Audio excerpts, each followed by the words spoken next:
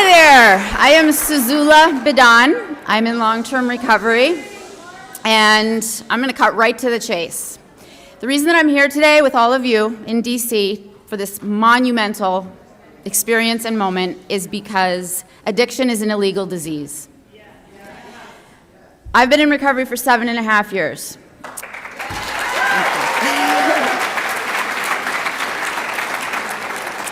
10 years ago, before I was in recovery, I broke the law. I broke the law every day, like most addicts do, by using illegal drugs. And I also broke the law by sending a package of drugs to a friend over state lines.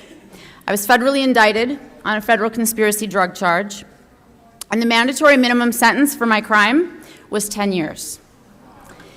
There is fortunately a statute known as the safety valve that lets first-time nonviolent drug offenders confess to the DEA to get out of the mandatory minimum. That brought my guidelines down to 70 to 87 months in prison.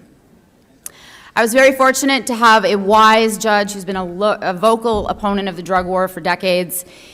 He did what's called a downward departure and gave me a year in prison with 5 years of supervised release.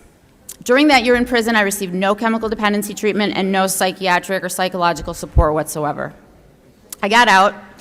About a month or two later, I relapsed. My supervised release officer, my federal probation officer, purposely let me rack up 6 weeks of positive drug tests so that, in her words, she could send me back to prison for as long as possible.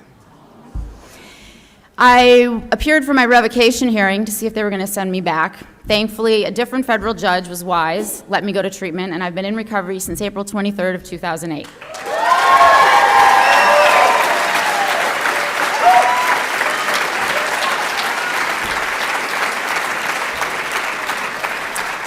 So I went back for my revocation after graduating from treatment, and I had a third federal judge who felt that I had not learned my lesson.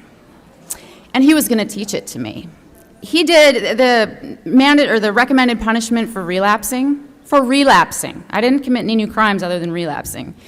Was 3 to 9 months in federal prison. He did an upward departure. He gave me 18 months in a federal maximum security facility to teach me a lesson. So they took me into custody. I went, I did my time, and I used that time to study for the law school admission test.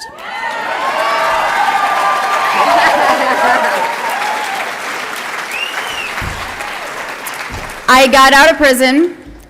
It was incredibly hard. It took me 4 months to find a job making minimum wage at a deli. And eventually I applied to law, so I did well in the test, applied to law school. They all rejected me and said, come back when you're off supervised release. I reapplied. I got into all the schools I applied to with merit scholarships. So I started law school in 2011. I did really well in law school. I graduated magna cum laude. I was on the dean's list.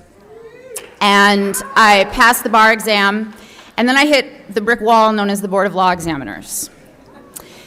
Suffice it to say that 6 months later than everyone else that passed the bar got sworn in, I had to do urinalysis, I had to do psychological evaluations, I had to do chemical dependency assessments, I had been clean for 7.5 years. I had to do all that, and finally, begrudgingly, in May, they let me become a lawyer and I was sworn in.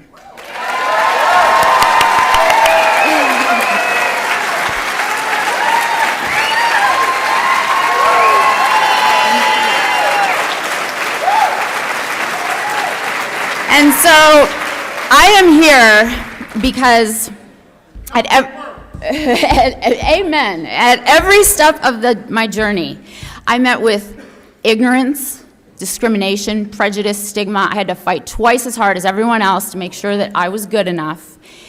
And I am here to say, I've been waiting since May 30th when that judge sentenced me to 18 months. I've been waiting to say this. You cannot punish me for having the disease of addiction.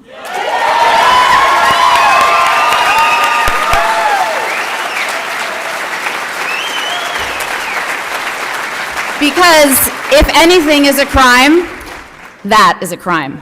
Thank you so much.